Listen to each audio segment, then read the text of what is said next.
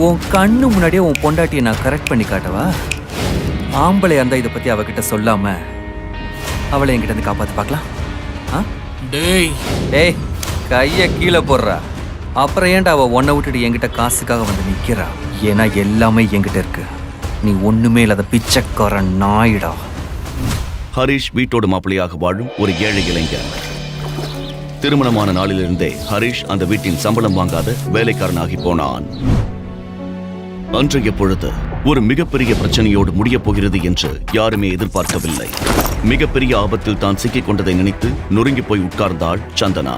அதை பார்த்து ஆறுதலாக பேச அருகில் வந்தான் அவளுடைய கணவன் ஹரிஷ். சந்தனா, ஏன் முகம் ஒரு மாதிரியா இருக்கு? ஏதாவது பிரச்சனையா? சொல்லு, நான் உங்ககிட்ட தானே கேட்டுட்டு இருக்கேன். நான் இன்வெஸ்ட் பண்ண கம்பெனி மொத்தமா லாஸ் ஆயிடுச்சு. நாளைக்குள்ள நான் 50 கோடி கட்டணும். அப்படி இல்லைன்னா இந்த வீடு கம்பெனி எல்லாமே போயிடும்.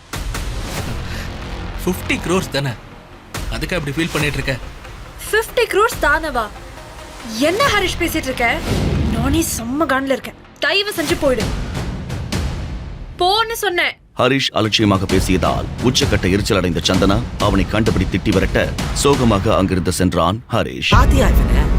உன் பிரச்சனைக்கும் அவனுக்கும் எந்த சம்பந்தமும் இல்லாத மாதிரி போறா. இவனை தான் நீ உயிருக்கு உயிரா காதலிச்சியா? இந்த மாதிரி ஆளை நீ எப்படிதான் செலக்ட் பண்ணியோ சத்தியமா புரியல. 2 வருடமாகியும் இருவருக்கும் குழந்தை இல்லாததால் அவர்களை பிரிக்க திலகா சதி செய்ய ஆரம்பித்தாள். ஹரிஷை விவாகரத்து செய்ய சொல்லி திலகா துன்புறுத்தினாலும் அவன் மீது இருக்கும் காதலால் அதை செய்ய மறுத்தாள் சந்தனா. இது ஒரு புறம் இருக்க, இன்னொரு பக்கம் மேடம், இங்க ஆபீஸ்ல பெரிய பிரச்சனையா இருக்கு மேடம். எல்லாரும் வேலை செய்ய மாட்டோம்னு சொல்றாங்க. ஸ்ட்ரைக் பண்ண போறதா வேற பேசிக்கிறாங்க மேடம். எது நடக்கக்கூடாது என்று நினைத்தாலோ அது பூதாகரமாக வெடிக்க ஆரம்பித்தது. மந்த் ஸ்டார்ட் ஆகி இன்னும் salary கிரெடிட் ஆகலன்னு எல்லாரும் கோவமா இருக்காங்க. இப்படியே போனா நாளைக்குள்ள ஆபீஸே உடைச்சிருவாங்க மேடம். இப்போ என்னமா பண்றது? ஹலோ மேம், இருக்கீங்களா? அஞ்சலி, உங்க பணம் எங்கேயும் போடாது. நாளைக்குள்ள கொடுத்துருவோம் சொல்லுங்க.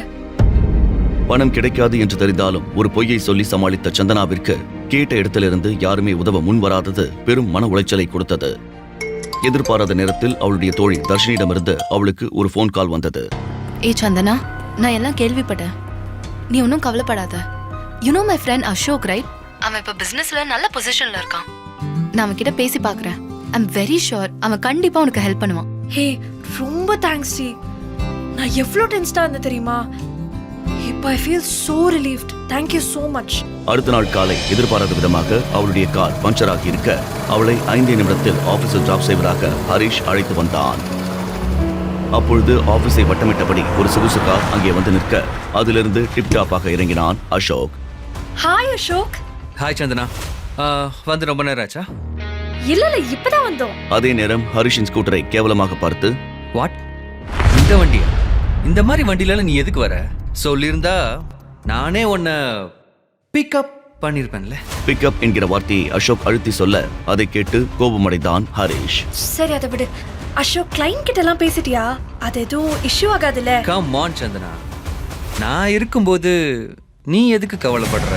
அசோக் தன் மனைவியை தவறாக தொடுவதை பார்த்து கொந்தளித்த ஹரிஷ் நேராக வந்து அவனுடைய சட்டையை பிடிக்க, கையெடு. யாரா நீ? ஆமா, இவன் யாரும் உன் பாடி கார்டா? இந்த மாதிரி லோக்கலான ஆளுங்களோடலாம் ஏன் சேர்ற நீ?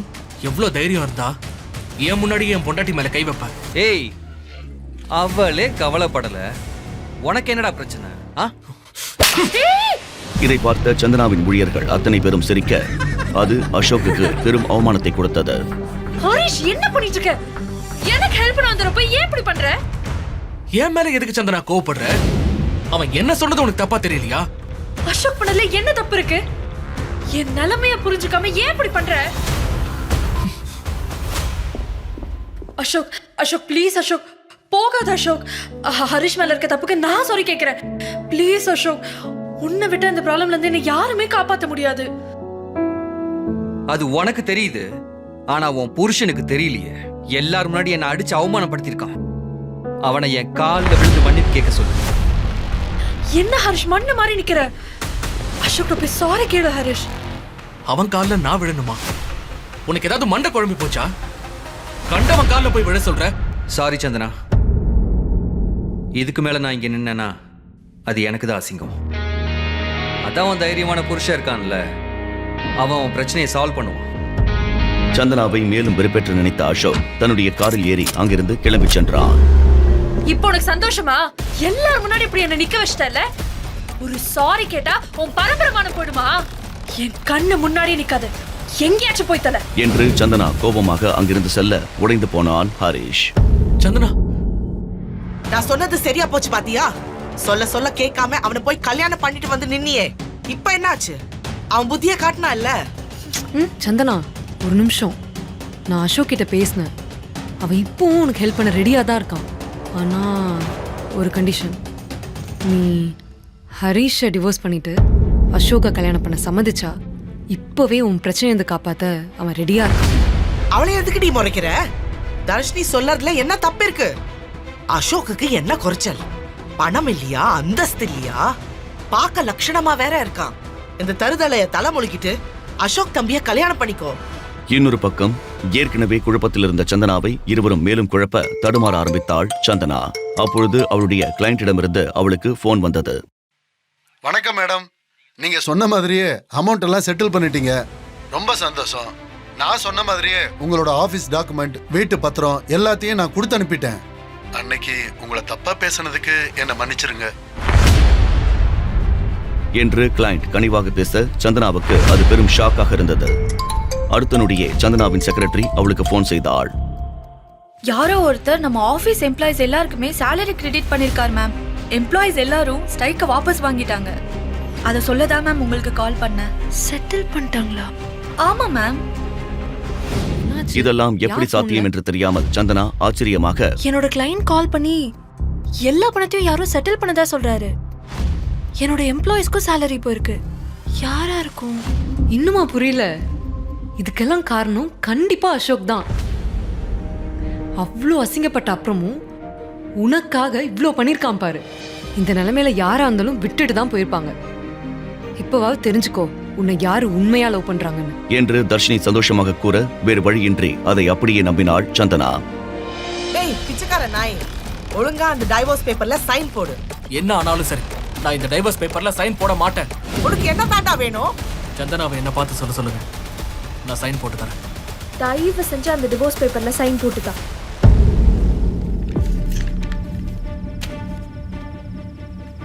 சந்தனா, இன்னையோட உனக்கு பிடிச்ச சனியை உன்னை விட்டு போக போகுது.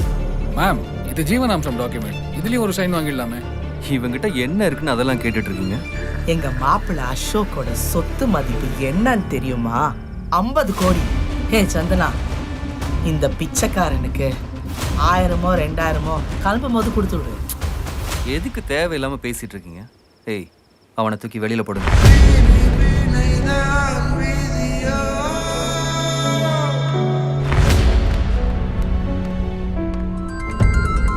என்னடா சொல்ற? ஹரிஷோட அக்கவுண்ட்ல 6000 கோடி இருக்கா? அவரோட முழு பேரு ஹரிஷ் ஈஸ்வரா. தியானா மீடியாவோட புது சிஇஓ பேரு தானே ஹரிஷ் ஈஸ்வர். ஆனா அவரை இதுவரைக்கும் யாரும் பார்த்ததே இல்லையே. மேம், அந்த ஹரிஷ் ஈஸ்வர் தான் இந்த ஹரிஷ். நான் சொல்ல போறத நல்லா கேட்டுக்கோ. என் ஒய்ஃபோட கம்பெனில இன்வெஸ்ட் பண்ணவங்க யார் யாருன்னு லிஸ்ட் எடுத்துக்கோ. ஏன்னா அவங்களுக்கு சேர வேண்டிய அமௌண்ட், அப்புறம் அவங்க கம்பெனி எம்ப்ளாயிஸோட சேலரி, இதெல்லாம் நாளைக்குள்ள செட்டில் ஆயிருக்கணும்.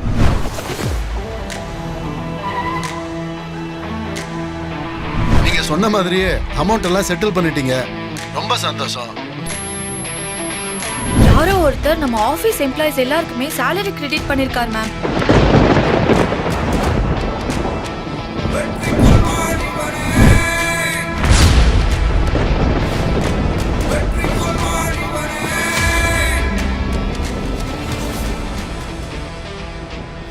ஹரிஷும் சந்தனாவும் இணைவார்களா? ஹரிஷ் அனைவரிடமும் மறைக்கும் ரகசியம் என்ன? வீட்டோட மாப்பிள்ளையாக அவமானப்படும் ஒருவன் எப்படி 20 கோடிக்கு வைர நெக்லஸ் வாங்கினான்? இந்த கேள்விகளுக்கான பதில தெரிஞ்சுக்க உடனே பாக்கெட் எஃப்எம் டவுன்லோட் செய்து இந்த ஆடியோ சினிமாவை இலவசமாக கேளுங்க. இது கிங். லிங்க் டிஸ்கிரிப்ஷனில் கொடுக்கப்பட்டுள்ளது.